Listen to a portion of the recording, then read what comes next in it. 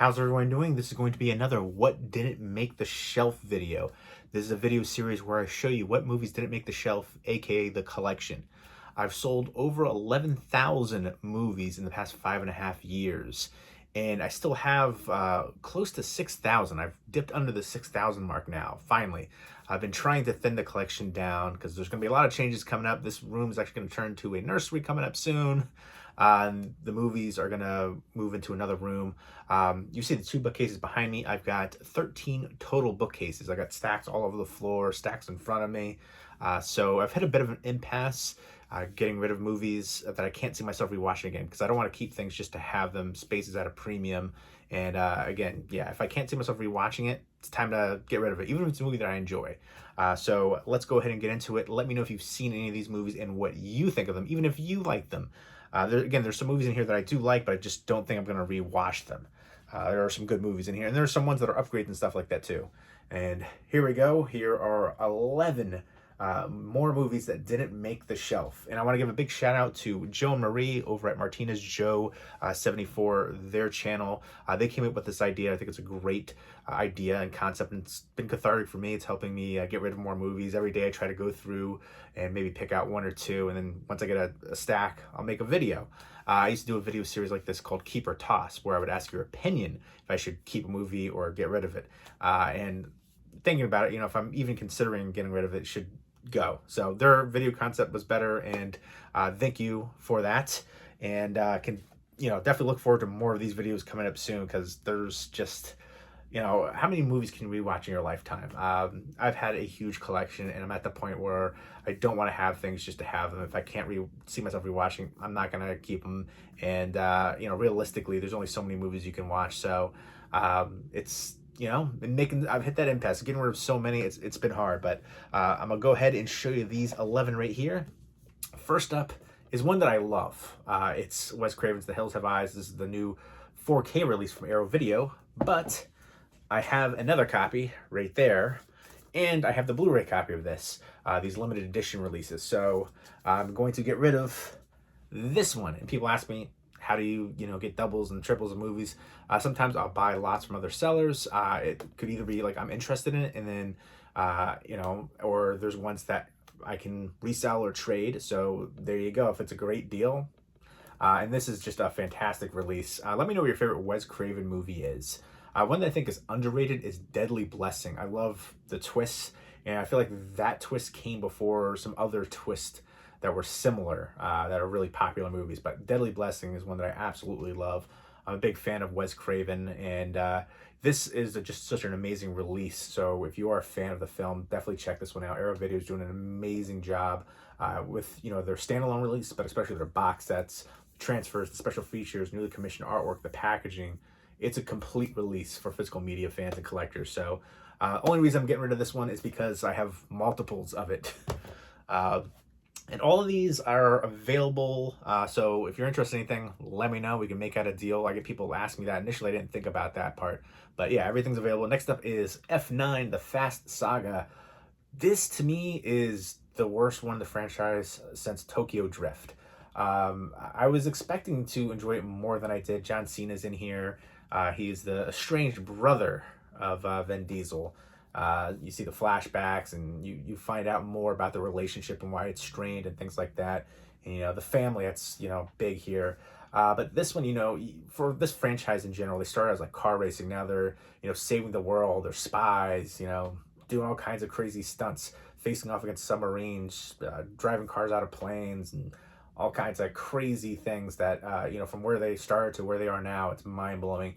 It's become such a huge, popular franchise. And, you have to suspend disbelief with a lot of things going on here, especially some of the stunts and stuff like that. But this one, to me, it was just so absurd.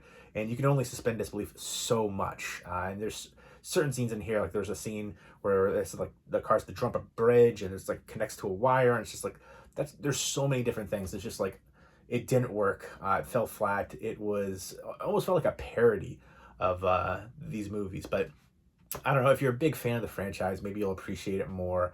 It's a lot of hit or miss for me. I like the second one a lot. I thought that had some really good chemistry and I liked Hobbs and Shaw too. I thought they had Statham and The Rock had great chemistry, and that was really enjoyable. I wouldn't mind seeing another one of those with those characters. But yeah, to me, this was just messy. Lots of action, lots of just explosions, and car chases and things that are just so absurd. But it didn't work. I didn't think the cast didn't really. I feel like that was previous ones. The interactions kind of worked. The cast and how they all play off of each other. This one, to me, I thought it was one of the worst examples in the franchise for that too. So that's one of the things that you're drawn to it for all the different characters here. But yeah, it wasn't for me. I was definitely disappointed in it. It's a nice looking 4K release though, from Universal.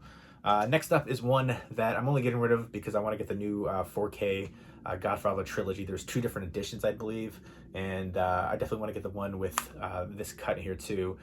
So yeah, it's the definitive new edit, newly restored, re-edited, the Godfather Part III, and the final film. It's the Coda, the death of Michael Corleone. So you get re-edited, new restoration here. Again, I'm a fan of this one too. I'm a fan of these films. Only reason I'm getting rid of this one is to get the new 4K set coming out. And talking about family, there's 2 movies about family, very different. Next up is Class, and this stars Rob Lowe, Andrew McCarthy, and then Jacqueline Bisset.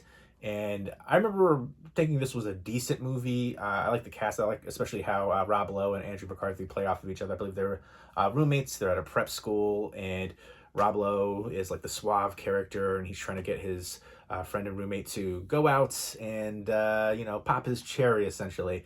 And he goes out and meets Jacqueline Bisset, and Jacqueline Bisset is Rob Lowe's mother, and you can kind of see where that's going from there. But I feel like during this time period, this was 1983, but there was a big push for The Graduate was there too, but this was that was prior. But this was like a big push during the mid 80s of younger guys going for older women. There's a bunch of movies like that. I thought this was a good movie, but it's not great. It's not one that I really plan to revisit. The main draw is the cast here, and they're good. This is an Olive Films release. But again, for me, I feel like there's better takes on this kind of idea. Again, this one they're playing into the fact that she's the mother of his friend. But of course, they fight about it. There's conflict. He finds out. So there you go. It's a good movie, just not great for me. Next up is one that I really enjoy, but I just don't know if I'm going to see myself watching it. It's a documentary. It's kind of a biopic too, but it's an exploitation classic, if you will. This is a wild movie. It's from 1980, and it's about the stuntman Grant Page, really big in Australia. Came over and then worked on Hollywood movies, and it stars or is directed by Brian Trenchard Smith, who directed The Man from Hong Kong. And Grant Page did so many crazy, amazing stunts, and it has the music in here is wild. I'm trying to remember what the name of the band is on here. I actually really enjoyed the music, and I want to say it's like Wizard or something like that. Does it say? I don't see it on the back, but I really enjoyed the music on here. They dressed up as wizards and stuff and do all kinds of crazy stunts on there. But Stunt Rock, and a really good release from Umbrella. A ton of special features, but really enjoyed seeing the stunts here and working with the different TV show people, and you see a lot of his actual stunts, and some of it was just so mind-blowing, and you hear about how he got really hurt in certain different films and stuff like that, things that he's worked with Dennis Hopper, and a ton of people that he's worked with over his career. And I definitely enjoyed seeing those aspects, and I enjoyed the music, but I didn't like seeing a lot of their performances, their shows. Some of it just seemed a little bit too theatrical and over the top with the performances there. I like the music aspect. I feel like the band should have been a lot bigger. I remember looking the band up after I saw this, and I wanted to find out why they broke up, and I couldn't find anything on why they broke up. But they did all this a 70s metal, stage illusions and stuff like that. So I thought that was really cool and interesting, and I'm still trying to see, the band was called Sorcery. That was the band's name, and you could see right there on the back, and then right there too. But really nice release, and the music was awesome, the stunts were awesome, but I just don't know if I'm going to revisit it. That's the biggest thing. Ton of special features. So if you're a fan of this one, would definitely recommend checking this release out. It's region free. Next up is $1 Million Mermaid, and it stars Esther Williams, and she considers this to be like one of her best films. And in fact, she named her autobiography after this film, and it's a biopic about this woman who was basically a really good swimmer. She was big in Australia. She won all these different events, and she swam this PR stunt in the River Thames, and then she came over to the U.S. and there was an incident with a bathing suit. She's wearing a regular bathing suit. Back in those days, it was considered indecent, so she was arrested for it. And it was a PR stunt essentially, and just it was a big romance aspect. And I really enjoy the beginning of this one. Like the first half, I really loved the movie. Then the second half, it kind of tapered off a bit for me, especially when they played up all the romance aspects here. Kind of like a love triangle going on too. You've got Victor Mature, Walter Pidgeon, David Bryan. I've seen a few different Walter Pidgeon movies recently, and yeah, I think that was the biggest thing for me. The romance aspect, especially like the triangle, really didn't work for me. And the second half of the movie, that was really the emphasis here. And again, she was doing all the different swimming competitions, and I really liked the beginning too when she's in Australia with her father. They have a music conservatory, and she had trouble walking. She had these braces on; she couldn't walk, but she could swim, and that really helped her and helped her legs and be strong enough to continue to walk. And then she did all these swimming competitions, and then she did the PR stunt for swimming the river and Thames, and then again doing all the different other swimming stuff. And then she was in this big hippodrome and aquarium. She did all these different stunts, and then she was involved in a near fatal accident on a movie shoot too. But then it's also based on real life events. So the one romance aspect was about this kind of like daredevil guy who was doing all these different get rich schemes kind of essentially, but then he got involved with Ren 1010 as well. So really interesting. And in the beginning too, the guy was working for Carnival Circuit, and he had a boxing kangaroo. It was sad when they had to sell that boxing kangaroo. It was one of my favorite parts of the movie, but I thought it was really interesting here, and to see some of the stuff, the stunts and things like that, and the underwater, all that kind of stuff was really interesting to find out about the real character too. Her name was Annette Kellerman, so a biopic about the beautiful swimming champ. So again, great performances here, but the romance aspect I really didn't care for, and that was heavy on the second half. Warner Archive release. Next up is Chicago. This is one that I've had for a little bit, and this is the 1927 version. And then there's a special feature on here about the Golden 20s from 1950. But this one is the original 1927. Of course, everybody knows the Academy Award winning film, which is one of my least favorite Academy Award winning. That and Crash are probably my least favorite ones. So I'm not a big musical fan. I'm very picky when it comes to it. And this is again from 1927.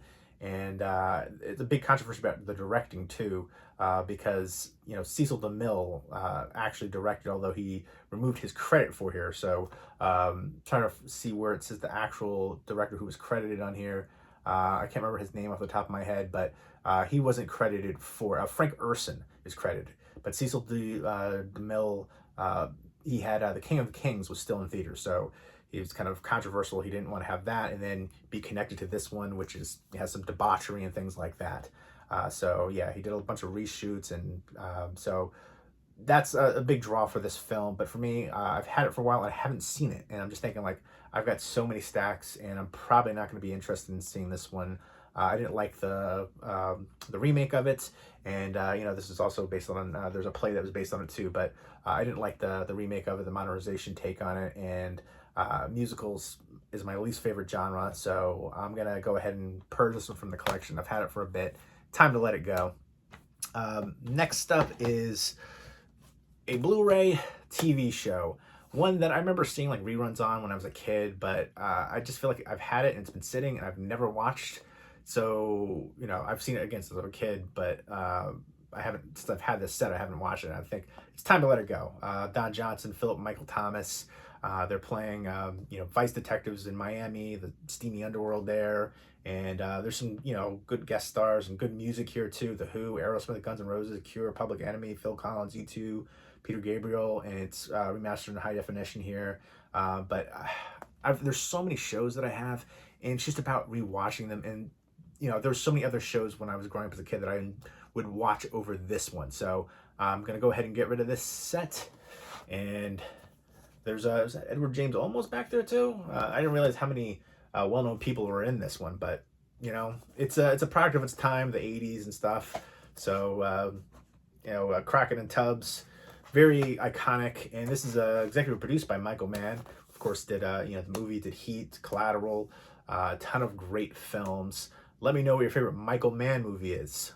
He's got a couple all-time favorites for me, but Last Mohicans is my 5th favorite movie of all time. But yeah, incredible director. And next up, let's get into the DVDs.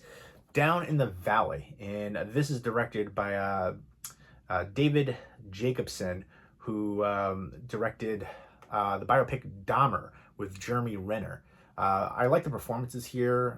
Edward Norton's in here, and Evan Rachel Wood and David Morse. David Morse is the very overprotective father. I believe he's a police officer in here. It's been a while since I've seen this one. I remember liking the performances, but not really enjoying the movie overall. He's an older guy, Edward Norton, who really is into the cowboy lifestyle, and he picks up Evan Rachel Wood, who is younger. She kind of really initiates things, and I want to say she's like 16 or something like that, and he's a bit older. And there's some other recognizable people in here too. Rory Culkin plays the younger brother for Evan Rachel Wood. But yeah, it's just all about the dramatics there, the relationship, and then he's, kind of a crazy character, and then the father too, very overbearing. But overall, I thought it was a good movie, but good performances especially, but I didn't really like a lot of the concept and the story, so that's one I'm going to get rid of. Next up is The Gift, which I absolutely love, from Sam Raimi. I got the recent Australian release for this one, Imprint, and Imprint is doing an amazing job on the releases, and pretty much everyone that I've seen from them has been region free, so definitely check out Imprint. Great company in Australia releasing, and they have the Blu-ray for The Gift, which I was hoping we would get one here in the US, but I had to pick it up, and I love this movie so friggin' much. Great performances in here. It's got some really dark themes, especially Giovanni Ribisi towards the end too, with what was it, the diamond, and then just how everything plays out. It's kind of like a murder mystery, essentially. Cate Blanchett plays this character who gives like psychic readings, and she gets these visions, and there's like a murder mystery or like a disappearance that turns out to be a murder. And Keanu Reeves plays this really bad, abusive guy. He's abusing Hilary Swank. And then there's obviously you've got Katie Holmes and Greg Kinnear in here too, and just the different tryst and relationship aspect here. Directed by Sam Raimi. Let me know what your favorite Sam Raimi movie is outside of the Evil Dead films. Obviously, he did the Spider-Man movies with Tobey Maguire. He did Darkman. He did The Quick and the Dead. For the Love of the Game, which is a really good baseball movie. Quick and the Dead, I think, is a really good modern Western movie. Great cast there. But Darkman is a classic. But for me, I love this movie. So this is probably like my favorite outside. I love Darkman too. I grew up with that one. But this one, to me, I've seen it so many times. A really good taut thriller. And the way this is shot just really stands out. It has like some surreal moments in here. I thought the cast really shine. Everybody. And I'm not the biggest Keanu Reeves fan, but I really liked him in this character as kind of this jerk hick character essentially.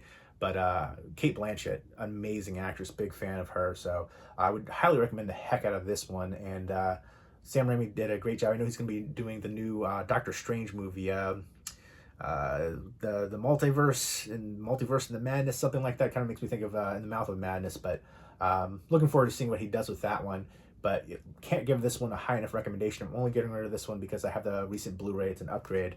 So next up is Hell's Kitty. Oof, this is a Wild Eye release. Man, I thought this was gonna be like comical. I didn't think this was gonna be a good movie, but I thought it was gonna be like so cheesy and ridiculous. It'll be entertaining. There's so many people related to horror classics in here. Adrienne Barbeau, Michael Berryman, Doug Jones, Lee Mayweather, Courtney Gaines, so many other recognizable people from different horror movies here. and it was a train wreck of a movie.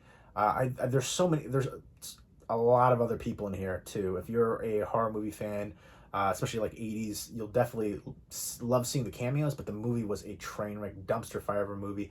It's about this guy who has, I feel like, I don't know when this was shot, because there are certain scenes where he looked like he had put on weight and he looked a little bit different, and then other scenes where he was skinnier. So I don't know how long this was shot over the course of a while, I would say.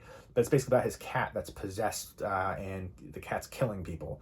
And it's just so bad. Not entertaining in a good way bad. It is just a rough watch. And I don't know who, the director here, Nicholas Tana, I don't know, he called in some big favors to get a lot of these people involved here. And I feel like, I feel like their time could have been better utilized, their time and talent could have been better utilized than being in this movie. This was up there for one of the worst movies I think I've ever seen. There's so many different things, continuity issues, and so many ridiculous scenes in here that just nothing worked about this movie. It was such a shame to see some of these people that, I grew up watching, being a fan of, being in something like this.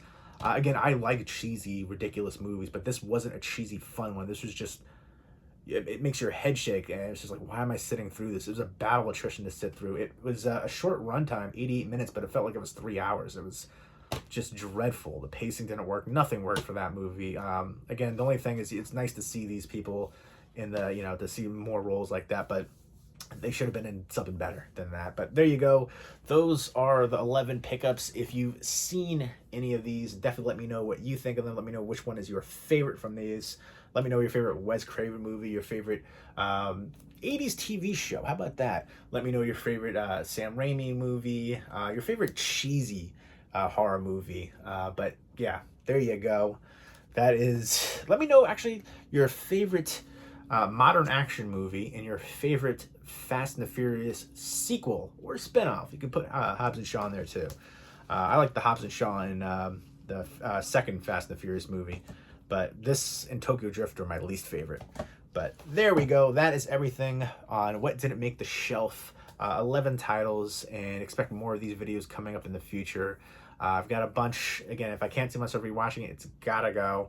And almost 6,000 now. I've cut it down to a little under 6,000. There's reasonably, you can only watch so many in your lifetime. I want to cut it down to 2,500, the collection. So I got a long way to go to get there, but expect more of these videos coming up soon. Hope you guys enjoyed this one, and hope everybody's doing well. Take care.